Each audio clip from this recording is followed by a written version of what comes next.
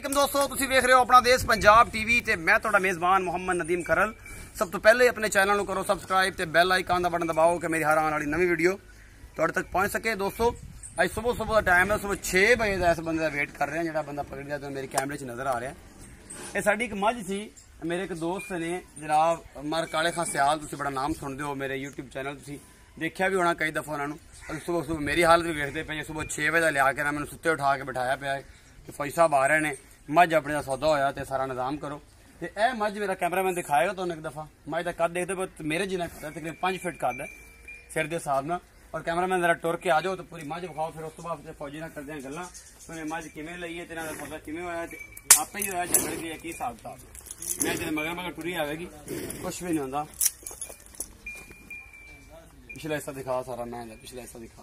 यह मझ खरीदी है जी, ये साडी वीडियो ते अपलोड नहीं हुई, असीं वीडियो की तैयारी कर रहे थे, मेरे चाचे ने मेरा राबता हो गया। चाचा कहना कोई मझ ते मैं खड़ी है आजा, ए मझ ए सारा कुछ थोड़े सामने में। ए मझ का कद बहुत वेख लो तो हवाना ये सामने आपे ही होगा, मझ विखादी नहीं पी डर रही है। अजे असीं पूरा प्लान कर रहे थे इनू विखावन का, अजे चुपी हुई मैं और ये सारा कुछ मेरी कैमरे की नज़र, एक एक चीज़ मेरा कैमरामैन दिखाया थानू, ये मैं सारा कुछ वेख लिया। कैमरामैन से छड़ दो बस, करो इनू विखाई जाना। हूँ इधर आ जाओ, इधर आओ, गल्लां साडे नाल प्यार नहीं करिए। आओ जी माल काला खां सियाल साहब। अस्सलाम वालेकुम जी। वालेकुम। ये थोड़ा उच्चा बोलना। वालेकुम सलाम। की हाल चाल है? ठीक तगड़े हो? तकड़े। की नाम है?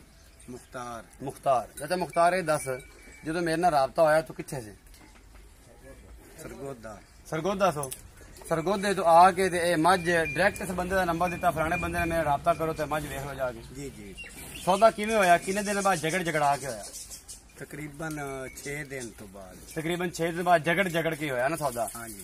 ते अच्छा ये दसो कि सौदा मुल किन्ना कीता सी ते हुण बई तुहानू किन्ने दी? 7 लाख मुल सी। 7 लाख रुपया मुल सी कीता इस मैं दा। हाँ जी। 5 फाइनल हुई। 5 लाख रुपए जो मझ खरीदी। मझ हर पास परख लिया, सारा चुआ चू कर लिया। मझ का कद बहुत चंगा है, सही सोहनी है। मझ टिक्की ना हो जाओ, इधर कैमरे च वेखो, मझ नूं वेखदे रहिंदे यही मतलब आशिक ना बन जाओ मझ दे। तो मझ मेरे भी होशो वास्ते विच एडे कद वाली मझ एक अनमोल या ये है। उस तो बाद कालो यही मैं चढ़ाई दी वीडियो तक चढ़ी होंदी इनू कम अज कम 10 लाख व्यू होंदा, लेकिन वीडियो चढ़ाने तो पहले मेरा चाचा आ गया तो यह सौदा इन्हां दा हो गया।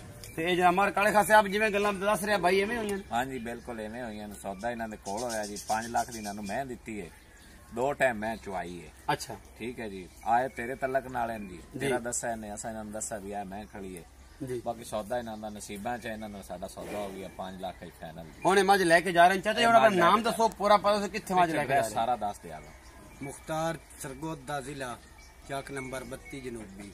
अच्छा मोहम्मद मुख्तार जिला सरगोदा चक नंबर 32 जनूबी विचों जनाब आज साहब आए ने और मझ इन्होंने 7 लाख रुपए मुल किया, 5 लाख रुपए की मझ इन्होंने खरीदी है और ये जनाब मझ लैके जा रहे हैं। डाला आया खड़ा है तो ये जनाब अपनी मझ पा के लै जाएंगे। इन्होंने बेहद शुक्रगुजार हैं कि इन्ना पंध करके नदीम खरल की मुहब्बत जो इतने पहुंचे ने, इन्हों की बड़ी मेहरबानी है, बेहद शुक्रिया गुजार हाँ जनाब इन्हों के चाचे होरां दे।